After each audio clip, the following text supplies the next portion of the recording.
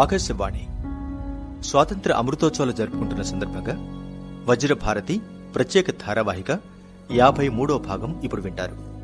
కార్యక్రమ నిర్వహణ శ్రీ ఎన్ విష్ణువర్ధన్ రెడ్డి, సహకారం శ్రీమతి పింగళి ప్రమీల. వినండి, వజ్రభారతి ప్రత్యేక ధారావాహిక 53వ భాగం ఇప్పుడు.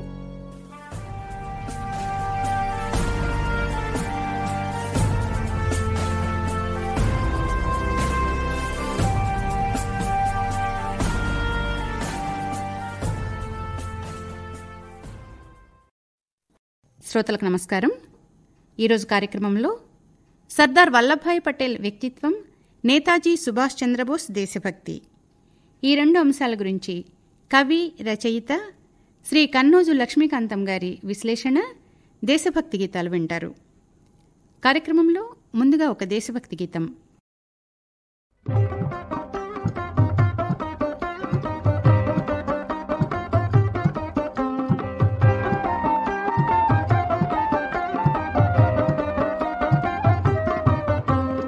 నీతిని శృతిగా చేసి నిజాయతి లయగా నిలిపి మమతలనే తీగలపై మానస వీణను మ్రోగించు. నీతిని శృతిగా చేసి నిజాయతి లయగా నిలిపి మమతలనే తీగలపై మానస వీణను మ్రోగించు. నీతిని శృతిగా చేసి నిజాయతి లయగా నిలిపి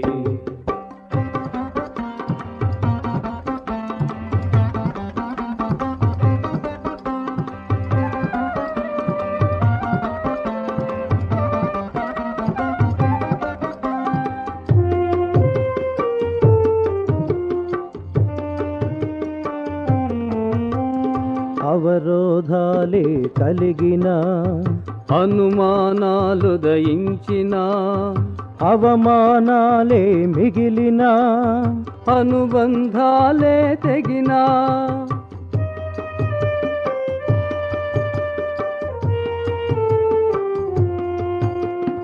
అవరోధాలే కలిగిన, అనుమానాలు దయించిన, అవమానాలే మిగిలిన, అనుబంధాలే తెగిన, అదరక బెదరక దృఢ చిత్తంతో భారత మాత సేవ చేయవోయ్, భారత మాత సేవ చేయవోయ్. నీతిని శృతిగా చేసి నిజాయతి లయగా నిలిపి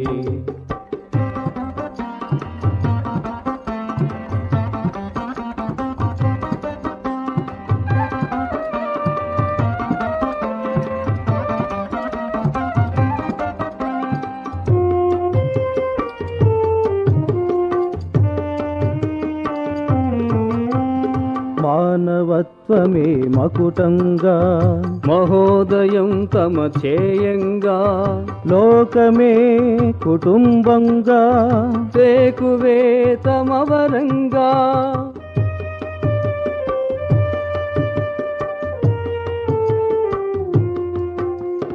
మానవత్వమే మకుటంగా, మహోదయం తమ చేయంగా, లోకమే కుటుంబంగా, సేకువే తమవరంగా, మానవ సేవలో మాధవు చూచే మహాత్ములను స్మరించుకో, మహాత్ములను స్మరించుకో. నీతిని శృతిగా చేసి నిజాయతి లయగా నిలిపి మమతలనే తీగలపై మానస వీణను మ్రోగించు. నీతిని శృతిగా చేసి నిజాయతి లయగా నిలిపి మమతలనే తీగలపై మానస వీణను మ్రోగించు. దేశభక్తి గీతం విన్నారు కదా. ఇప్పుడు విందాం సర్దార్ వల్లభాయ్ పటేల్, నేతాజీ సుభాష్ చంద్రబోస్ గార్ల గురించి శ్రీ కన్నోజు లక్ష్మీకాంతం గారి విశ్లేషణ. సర్దార్ వల్లభాయ్ పటేల్. భారతీయులు ఉక్కు మనిషిగా పిలుచుకునే వల్లభాయ్ పటేల్కు స్వాతంత్ర సమరంలో ఒకసారి సర్దార్ అనే బిరుదు రావడంతో అప్పటి నుండి మనం సర్దార్ వల్లభాయ్ పటేల్గా పిలుచుకుంటున్నాం. వీరు 1875 సంవత్సరం అక్టోబర్ 31వ తేదీన గుజరాత్లోని నడియార్ గ్రామంలో ఒక మోస్తరు సంపన్న రైతు కుటుంబంలో జన్మించారు. తండ్రి జవేరిభాయ్, తల్లి లాడ్భాయ్. మందకొడిగా సాగిన ప్రాథమిక విద్య వలన 22 ఏళ్ల వయసులో హైస్కూల్ చదువు పూర్తి కాగానే కళాశాలలో చేరి ఉన్నత విద్యను అభ్యసించారు. బ్యారిస్టర్ చదువు కోసం విదేశాలకు వెళ్లి తన 36 ఏళ్ల వయసులో బ్యారిస్టర్ డిగ్రీ పూర్తి చేసి అక్కడే గొప్ప లాయర్గా పేరు తెచ్చుకుంటున్న సమయంలో మన భారతదేశంలోని పరిస్థితి, రాజకీయ అనిశ్చిత, బ్రిటిష్ పరిపాలనా వ్యవహారాల తీరు అతడి మనసును కలిచివేశాయి. మనసులో అలజడి మొదలైనందున చేసేదేమీ లేక అక్కడ చేస్తున్న బ్యారిస్టర్ పనిని స్వచ్ఛందంగా వదిలేసి వెంటనే భారతదేశం చేరుకున్నారు. అప్పటికే దేశంలో స్వాతంత్ర పోరాటం ఉధృతంగా జరుగుతోంది. జాతిపిత మహాత్మా గాంధీతో పాటు జవహర్లాల్ నెహ్రూ, లాలా లజపత్ రాయ్, బిపిన్ చంద్రపాల్, మదన్మోహన్ మాలవ్య లాంటి మరెందరో పెద్దలు తమ తమ బలగాలతో దేశ స్వాతంత్ర్యం గురించి తమదైన శైలిలో అనేక రకాలుగా పోట్లాడుతూనే ఉన్నారు. చాలా కొద్ది సమయంలోనే మన వల్లభాయ్ పటేల్ గారికి స్వాతంత్ర పోరాటం మీద ఒక అవగాహన రావడంతో ఏమాత్రం ఆలస్యం చేయకుండా వెంటనే వెళ్లి మహాత్మా గాంధీ గారిని కలిసి తన అభిప్రాయాన్ని వెలిబుచ్చారు. గాంధీ, వల్లభాయ్ పటేల్ ఇద్దరూ గుజరాతీలే కావడం కూడా ఒక విశేషంగా చెప్పవచ్చు. మహాత్మా గాంధీ నుండి స్ఫూర్తిని పొందిన పటేల్ గాంధీని పెద్దన్నగా భావిస్తూ అతడి మాటను జవదాటేవారు కాదు. పటేల్ ఉద్యమంలోకి వచ్చిన కొత్తలో బ్రిటిష్ ప్రభుత్వం వారు మన భారతీయులను పన్నులు కట్టే విషయంలో నానా ఇబ్బందులు పెడుతున్నారు. వాడుకునే ప్రతి వస్తువు మీద పన్నులు వసూలు చేస్తూ ప్రజల మీద మోయలేనంత పన్నుల భారంతో భరించలేని యమయాతన పెడుతున్నప్పుడు పటేల్ ధైర్యంగా గొప్ప నిర్ణయం తీసుకుని సర్కారుకు పన్నులు చెల్లించవద్దని ప్రజలందరికీ ప్రచారం చేయించాడు. బ్రిటిష్ ప్రభుత్వం ఎన్ని రకాలుగా చెప్పినా ప్రజలు పన్ను కట్టడం నిలిపేశారు. అంతేకాదు రైల్వే, తపాలా, తంతి వగైరా అన్ని కార్యాలయాలకు ఎవరిని పోవద్దని హెచ్చరించడంతో కార్యాలయాలన్నీ మూతపడ్డాయి. పన్నుల విషయంలో ప్రజల మధ్య ఒక అవగాహన రావడంతో మొత్తం పన్నుల వసూలు ఆగిపోవడం వలన బ్రిటిష్ ప్రభుత్వానికి మన పటేల్ గురించి కొంత తెలిసిపోయి చేసేదేమీ లేక వెంబడే పన్నులన్నీ రద్దు చేయించడంతో పటేల్ పేరు దేశమంతా తెలిసిపోయింది. అక్కడి నుండి వెనుదిరిగి చూడకుండా దేశానికి స్వాతంత్ర్యం వచ్చే వరకు మిగతా నాయకులందరితో పాటు నిర్విరామ కృషి జరిపిన పటేల్ మన దేశ ఉన్నతి కొరకు ఎన్నెన్నో గొప్ప కార్యక్రమాలు చేస్తూనే చాలాసార్లు జైలు శిక్ష అనుభవించారు. గాంధీలోని ముందు చూపు, నెహ్రూలోని స్వాతంత్ర్య కాంక్షను ఆసరా చేసుకుని కుండ బద్దలు కొట్టినట్టు ఉన్నదున్నట్టు మాట్లాడే దార్శనికులు, అపరచాణిక్యుడైన పటేల్కు నాన్సుడు వ్యవహారం అంటే గిట్టేది కాదు. సహాయ నిరాకరణోద్యమం, ఉప్పు సత్యాగ్రహం, క్విట్ ఇండియా ఉద్యమాలలో ప్రముఖ పాత్ర వహించినందుకు మళ్లీ మళ్లీ జైలు శిక్ష అనుభవించారు. ఎరవాడ జైల్లో ఉన్నప్పుడు తల్లి, పెద్దన్నయ్య స్వర్గస్థులయ్యారని తెలిసి చాలా చాలా దుఃఖించినప్పటికీ ఆ బాధను దిగమింగి మళ్లీ స్వాతంత్ర పోరాటంలో పాల్గొన్నాడు. బొంబాయితో పాటు చాలా చాలా చోట్ల ప్రజల నుండి బలవంతంగా స్వాధీనం చేసుకున్న భూముల గురించి అనేక రకాలుగా పోరాడి సత్యాగ్రహం చేసి ప్రభుత్వం నుండి ఆ భూమిని తిరిగి ప్రజలకిప్పించడంలో పటేల్ కృషి అసామాన్యమైనదని చెప్పవచ్చు. పటేల్ రెచ్చగొట్టే ఉపన్యాసాలు ఇస్తున్నాడనే సాకుతో బ్రిటిష్ వారు పెట్టిరేగి కోపంతో ఊగిపోతూ పటేల్తో పాటు అగ్రనాయకులందరినీ అరెస్ట్ చేసినా క్విట్ ఇండియా ఉద్యమంతో పాటు మరే ఉద్యమం కూడా ఆగలేదు. బానిసత్వానికి కాలం చెల్లింది కాబట్టి మనం తొందరలో స్వతంత్రం కావాలి అంటూనే దేశ స్వాతంత్ర్యం కొరకు అవసరమైతే మీరు రక్తాన్ని ఇవ్వండి, నేను స్వాతంత్ర్యం తెచ్చిస్తానంటూ ఉపన్యాసాలతో ప్రజల్ని ఉత్సాహపరిచాడు. ఇండియన్ నేషనల్ ట్రేడ్ యూనియన్ కాంగ్రెస్ను స్థాపించిన ధీరోదాత్తుడు మన వల్లభాయ్ పటేల్. ఆ రోజుల్లో హరిహరపురంలో అధిక సంఖ్యలో హాజరైన ప్రజలతో ఎలాంటి ఆటంకాలు జరగకుండా కనీవిని ఎరగని రీతిలో జాతీయ కాంగ్రెస్ మహాసభను తన ఆధ్వర్యంలో నిర్వహించి మరొక్కసారి దేశ ప్రజలకు దగ్గరవుతూ బ్రిటిష్ వారికి కొరకరాని కొయ్యగా తయారయ్యాడు పటేల్. ఆ రోజుల్లో రెండవ ప్రపంచ యుద్ధం ప్రారంభమై అంతా అల్లకల్లోలంగా ఉంది. అయితే పటేల్ చొరవ తీసుకుని ఈ యుద్ధానికి మన దేశానికి ఎలాంటి సంబంధం లేదని, దీని గురించి మనం హైరానా పడకుండా మనం మన దేశ స్వాతంత్ర్యం గురించే ఆలోచించి ఆచరణలో పెడదామంటూ అనేక చోట్ల ఉపన్యసించాడు. ప్రాణాలు పోయినా పర్వాలేదు, పట్టిన పట్టు వదలకుండా మనం మన లక్ష్యాన్ని నెరవేర్చుకోవాలంటూ గాంధీజీ తలపెట్టిన అహింసాయుత సిద్ధాంతాన్ని అందరూ పాటించాలని గట్టిగా చెప్పాడు. చేస్తున్న ఉద్యమాలు, ఇస్తున్న ఉపన్యాసాల వలన ప్రజలు రెచ్చిపోతున్నారని గ్రహించిన బ్రిటిష్ ప్రభుత్వం అనేక మంది నాయకులతో సహా ఎంతో మందిని జైల్లో పెట్టారు. 1942 నాటి లెక్కల ప్రకారం 78,000 మందిని జైలు పాలు చేశారు. ఈ ప్రకటన పటేల్ను ఇంకా కలిచివేయడంతో ఏమాత్రం ఆలస్యం చేయకుండా ఉద్యమాలను ఉధృతం చేశాడు. ముఖ్యంగా క్విట్ ఇండియా ఉద్యమం వలన తమ పాలన పట్ల భారతీయులు పూర్తిగా వ్యతిరేకంగా ఉన్నారని బ్రిటిష్ వారికి తెలిసిపోయింది. నిరసనలు రోజురోజుకు పెరుగుతుండటంతో బ్రిటిష్ వారిలో గుసగుసలు మొదలయ్యాయి. భారతదేశాన్ని వదిలి వెళ్లడమే మంచిదనే ఆలోచన ఆరంభమైంది. ఈ సంగతి గ్రహించిన మహాత్మా గాంధీ, నెహ్రూ, పటేల్, బోస్, తిలక్ లాంటి స్వాతంత్ర్యోద్యమ రథసారథులంతా తమ తమ పంథాలో ఉద్యమాలను మరింత ఉధృతం చేశారు. ఇందులో వల్లభాయ్ పటేల్ ప్రధాన పాత్రగా ఉద్యమం ఊపందుకున్నది. అహింసా విధానమే అయినా పటేల్ దూకుడుతనంతో ప్రజలు పెట్టరేగిపోతున్నందుకు పాలకుల ఆలోచన ఒక కొలిక్కి వచ్చింది. తప్పదన్నట్టుగా 1947 ఆగస్టు 14 నాటి సాయంత్రం అర్ధరాత్రి పూట మనకు స్వాతంత్రం ఇస్తున్నట్టు ప్రకటించారు బ్రిటిష్ వారు. స్వాతంత్రం వచ్చిన సంబరాలు గొప్పగా జరుగుతున్న అప్పటికే దేశంలో దాదాపుగా 560 వరకున్న చిన్న చిన్న సంస్థానాల విషయం చిక్కు సమస్యగా మారింది. స్వాతంత్రం వచ్చినా మన దేశంలో ఫ్యూడల్ పాలన ఇంకా కొనసాగుతూనే ఉంది. దేశ్ముఖ్, జాగీర్దార్, దొరల దగ్గర వెట్టి చాకరీతో గ్రామీణ ప్రజలు నలిగిపోతుంటే మరోవైపు రజాకార్లు చెలరేగిపోతున్నారు. ఆ సమయంలో సంస్థానాలన్నీ దేశంలో విలీనం కావడానికి సంస్థానాధీశులు ఒక పట్టాన ఒప్పుకోకపోవడంతో మన వల్లభాయ్ పటేల్ తన చాణక్య రాజనీతితో, రాజకీయ చతురతను ఉపయోగించి తన వాక్చాతుర్యంతో విజ్ఞతగా, వినయంగా సంస్థానాధీశులతో సంప్రదింపులు జరిపి వారికి నచ్చజెప్పి వారు మెచ్చే విధంగా మాట్లాడి సంస్థానాలన్నింటినీ దేశంలో విలీనం గావించారు. అయితే అన్ని సంస్థానాలు విలీనమైనా 6 సంస్థానాలు మాత్రం విలీనం కావడానికి మొండికేశాయి. ఎట్టి పరిస్థితుల్లోనూ మేము విలీనం కాకుండా మాకు మేము స్వతంత్రంగానే ఉంటామంటూ జోధ్పూర్, జమ్మూ కాశ్మీర్, జునాగఢ్, కథైవార్, తిరువాన్కూర్ మరియు హైదరాబాద్ సంస్థానాలు వితండంగా వాదించాయి.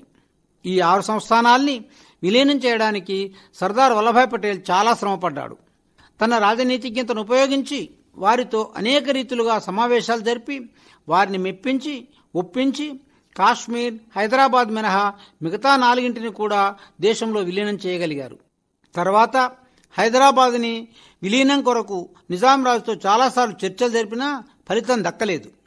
రజాకార్ మూవ్మెంట్ ఉద్యమకారుడైన జిన్నా ఎత్తుగడలే నిజాం రాజును బలపరుస్తున్నట్టు తెలిసి ఆ దిశలో కూడా నిజాం రాజుతో చాలాసార్లు చర్చలు జరిపాడు మన పటేల్. తిరువాన్కూర్ విషయంలో పద్మనాభస్వామి దేవాలయం సాకుతో రామస్వామి అయ్యర్ ఒక పట్టాన విలీనానికి ఒప్పుకోనట్టుగానే నిజాం రాజు కూడా ఏవో సాకులు చెప్తూ హైదరాబాద్ విలీనానికి ఒక పట్టాను అంగీకరించలేదు. భారతదేశం పాకిస్తాన్ లాగే హైదరాబాద్ కూడా స్వతంత్ర రాజ్యమని మొండికేసినా పటేల్ మాత్రం తన పట్టు విడవలేదు.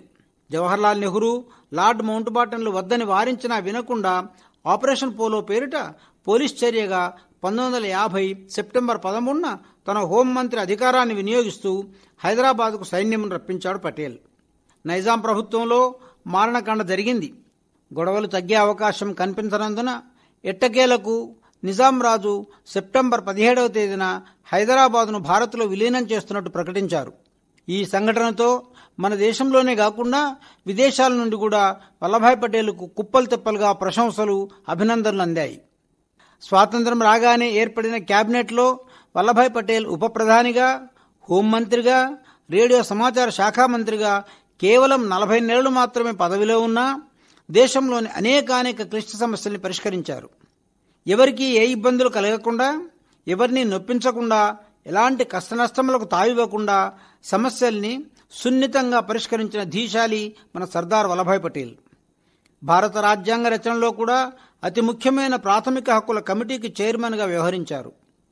స్వాతంత్ర్యానంతరం జరిగిన మత విద్వేషాలను సున్నితంగా, సునాయాసంగా తగ్గించడంలో పటేల్ చూపిన చొరవ, అతడి వాక్పటిమను మెచ్చుకోలు సంభాషణలను అందరూ శ్లాఘించారు.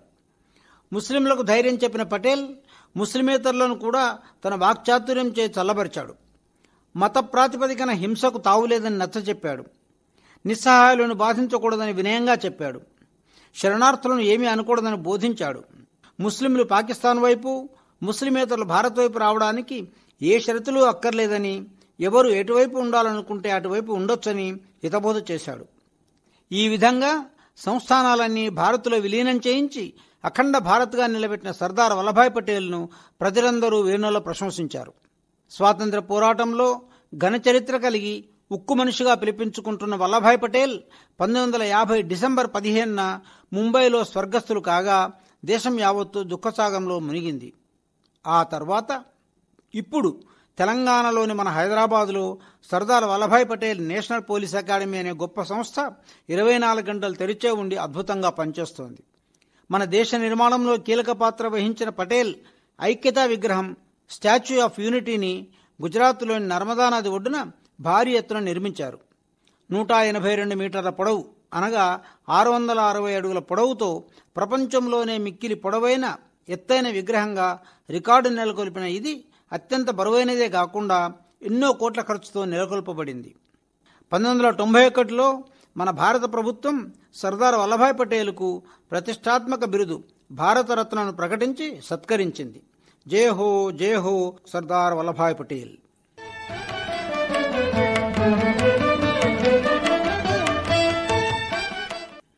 నేతాజీ సుభాష్ చంద్రబోస్. మన దేశంలోని ఉత్కళ ప్రాంతం కటక్ జిల్లా ఒడిశాలో 1897 జనవరి 23వ తేదీన న్యాయవాది జానకీనాథ్ బసు, ప్రభావతీదేవి దంపతుల 14 మంది సంతానంలో 9వ వాడుగా జన్మించాడు సుభాష్ చంద్రబోస్. మనం పిలుచుకునే నేతాజీ అనేది ఇతడి బిరుదు మాత్రమే. కటక్లో ప్రాథమిక విద్య తర్వాత కలకత్తాలోని ప్రెసిడెన్సీ కాలేజీలోనూ, ఆ తర్వాత స్కాటిష్ చర్చ్ కళాశాలలో చదివి 1919 నుండి 1921 వరకు కేంబ్రిడ్జ్ యూనివర్సిటీలో విద్యనభ్యసించారు. అయితే 1919లో బ్రిటిష్ జాత్యహంకారానికి పరాకాష్ఠగా జలియన్వాలా బాగ్లో జరిగిన అమానుష చర్యకు కలత చెంది 1920-21లో చదువుతున్న ఐపీఎస్ను వదిలేసి స్వాతంత్ర పోరాటంలోకి వచ్చారు. అప్పుడే స్వేచ్ఛా సంఘ్ స్థాపించి చాలా రకాల సేవా కార్యక్రమాలు చేపట్టారు.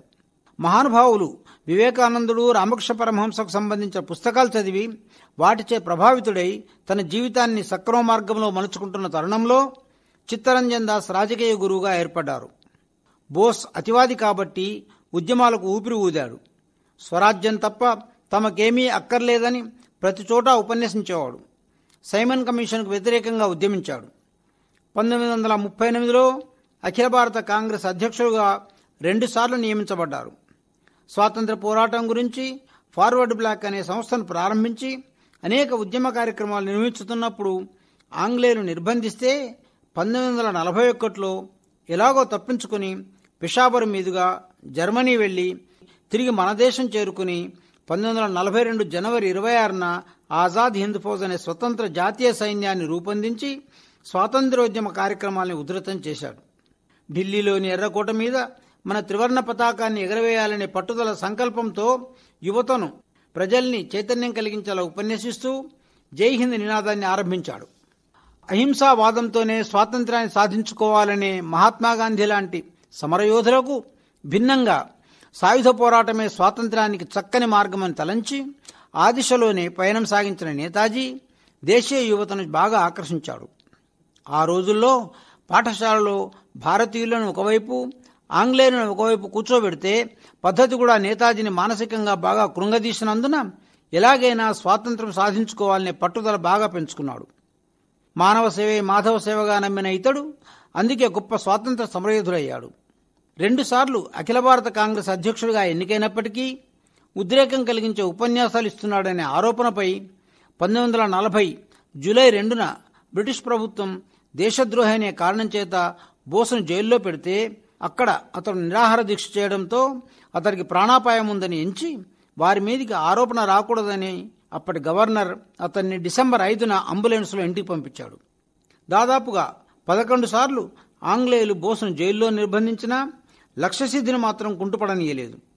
జర్మనీ, జపాన్ అందించిన సైనిక, ఆర్థిక, దౌత్య సహకారంతో ఆజాద్ హింద్ ఫౌజును మొదట సింగపూర్లో ఏర్పరిచిన తర్వాత దాని సాయం చేతనే తన లక్ష్యాన్ని సాధించే ప్రయత్నం చేశాడు. 2వ ప్రపంచ యుద్ధ వాతావరణాన్ని ఆసరా చేసుకుని స్వాతంత్ర పోరాటం సాగించాలనే ఆశయాన్ని తోటివారికి నచ్చజెప్పి ఆ విషయంలో ఎక్కువగా వాదించేవాడు. 1944 జూలై నెలలో బోస్ బర్మాలో ఇచ్చిన ఉత్తేజమైన ప్రసంగం ఎప్పటికీ మర్చిపోలేనిదని చెప్తుంటారు. స్వాతంత్ర పోరాటంతో పాటు దేశంలో కలరా, మశూచి లాంటి ప్రబలిన రోజుల్లో మిత్రులతో కలిసి వాళ్లకు ఎన్నో సేవలందించారు. బెంగాల్లో భయంకర వరదలు వచ్చినప్పుడు అందులో చిక్కుకున్న వారిని కూడా తన తోటి వారితో కలిసి రక్షించాడు. గాంధీజీ, నెహ్రూ, లోకమాన్య బాలగంగాధర్ తిలక్, పటేల్ లాంటి స్వాతంత్ర సమరయోధులను కాదని ఏ పని చేయకున్నా వారి సలహాలు, సంప్రదింపులను అంగీకరిస్తూనే తనదైన ప్రత్యేక శైలిలో ఉద్రేకపూరిత ఉపన్యాసాలిస్తూ యువతకు స్వాతంత్ర కాంక్షను కలిగించేవాడు. ఎన్నిసార్లు జైలుకెళ్లినా, సిద్ధాంతపరంగా నాయకులతో ఎన్నిసార్లు విభేదాలు వచ్చినా తన ధోరణిలో మాత్రం తేడా రాకుండా తన ఏకైక లక్ష్యం స్వాతంత్ర సిద్ధి అని గర్వంగా చెబుతూ జై హింద్ నినాదాన్ని బలోపేతం చేశాడు. బ్రిటిష్ వాళ్లను పంపించేసి మన దేశానికి స్వాతంత్ర్యం తెచ్చుకోవాలనే బలీయమైన కాంక్షతో నిద్రాహారాలు లెక్క చేయకుండా తన ఫౌజును ముందుకు నడిపిస్తూ తాను ధైర్యంగా ఉపన్యసించేవాడు. స్వాతంత్ర సిద్ధి కొరకు అహర్నిశలు కృషి చేస్తున్న మన నేతాజీ బోస్ ఒకరోజు అనగా 1945 ఆగస్టు 18 నాడు తైవాన్ సమీపంలో జరిగిన విమాన ప్రమాదంలో స్వర్గస్థుడైనట్టు టోక్యో రేడియో ప్రకటించడంతో దేశం యావత్తూ నిర్ఘాంతపోయి ఒక్కసారిగా బోరుమంది. అయితే ఆ రోజుల్లో విమాన ప్రమాదం ఏదీ జరగలేదని పరిశోధనలో తేలింది. కానీ నేతాజీ మరణం మాత్రం ఇప్పటికీ అంతుబట్టని రహస్యంగానే ఉంది. అతడు చాలా కాలం రహస్యంగా జీవించే ఉన్నాడని చెప్పుకుంటారు. ఏదేమైనా సుభాష్ చంద్రబోస్ జయంతే కాని వర్ధంతి లేని మహానుభావుడుగా చెప్పాలి. ఏ దేశమైనా నేతాజీ సుభాష్ చంద్రబోస్ ధైర్య సాహసాలు, శౌర్యం, ధైర్యం, పోరాట పటిమ, సంఘటిత నైపుణ్యం, స్వాతంత్ర సిద్ధి, ఆకాంక్ష, ప్రయత్నంలో పటిష్టత అన్నింటికీ మించి అతడి త్యాగనిరతిని మన యువత ఎప్పుడూ ఆదర్శంగా తీసుకోవడం అవసరమని చెప్పవచ్చు. జై హో సుభాష్ చంద్రబోస్. ఇంతవరకు మీరు సర్దార్ వల్లభాయ్ పటేల్ వ్యక్తిత్వం, నేతాజీ సుభాష్ చంద్రబోస్ దేశభక్తి, ఈ రెండు అంశాల గురించి కవి, రచయిత శ్రీ కన్నోజు లక్ష్మీకాంతం గారి విశ్లేషణ విన్నారు. కార్యక్రమంలో ఇప్పుడు మరొక దేశభక్తి గీతం.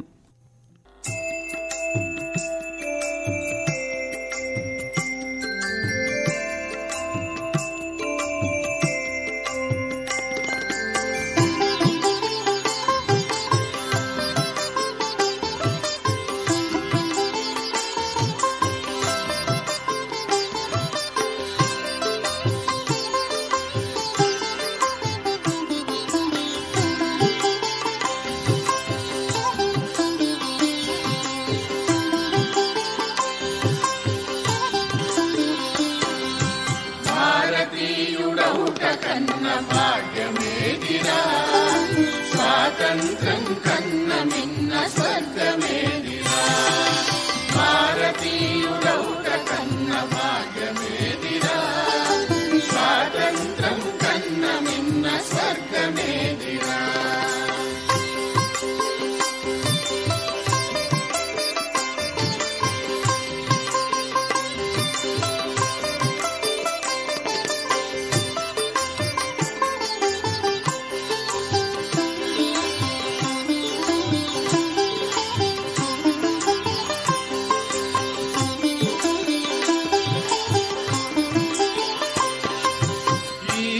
వెలసిన హిమగిరి ఎవరికున్నది, మనిషే దేవుడని నమ్ము మనకు ఉన్నది. ఈశుడు వెలసిన హిమగిరి ఎవరికున్నది, మనిషే దేవుడని నమ్ము మనకు ఉన్నది.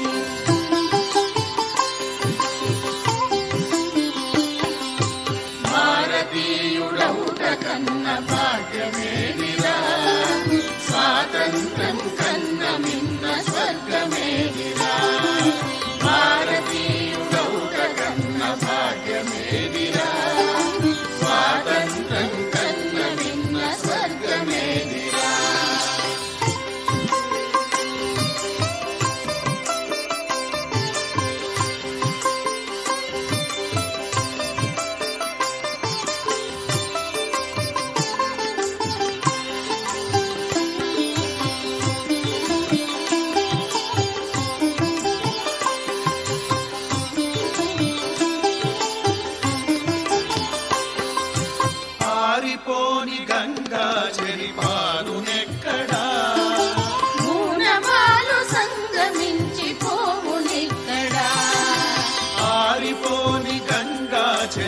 మారునెక్కడా మూలపాలు సంగమించి పోవునిక్కడా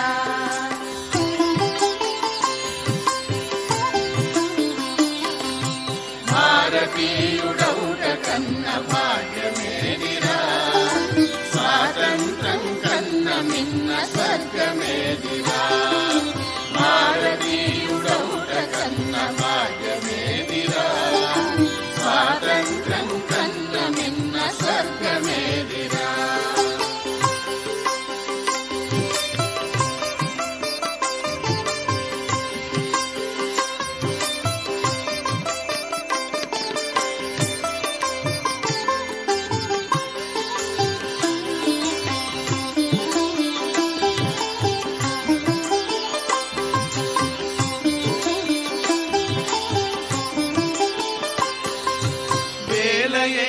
చరిత్ర ఏ నేలకున్నది కాలాంబుది తరచిన వేదాలకున్నది వేల ఏండ్ల చరిత్ర ఏ నేలకున్నది కాలాంబుది తరచిన వేదాలకున్నది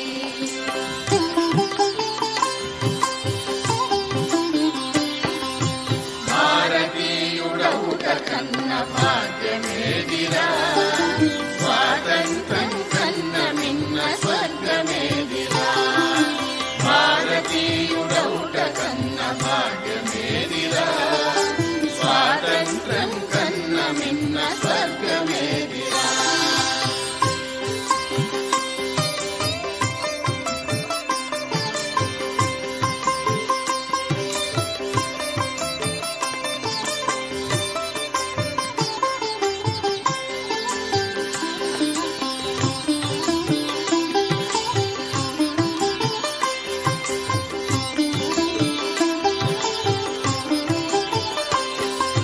సకల లోక శాంతి కోరు జాతి ఎవరిది సహనము సంస్కృతి అయిన సద్గుణులది మనది సకల లోక శాంతి కోరు జాతి ఎవరిది సహనము సంస్కృతి అయిన సద్గుణులది మనది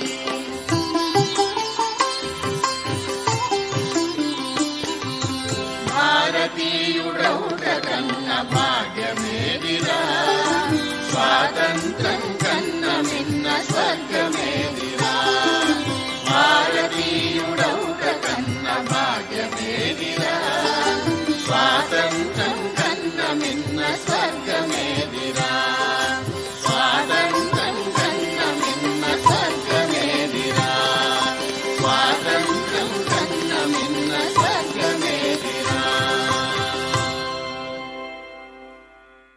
వజ్రభారతి ప్రత్యేక ధారావాహిక కార్యక్రమంలో భారతీయ సంస్కృతి, సంప్రదాయం, ఆచారం, చారిత్రక ఔన్నత్యంతో పాటు ఆర్థిక, సామాజిక, శాస్త్ర, సాంకేతిక రంగాలలో దేశం సాధించిన అభివృద్ధిపై నిష్ణాతులైన విశ్లేషకుల విశేష ప్రసంగాలతో ఈ అమృత మహోత్సవాలను ఆస్వాదించండి.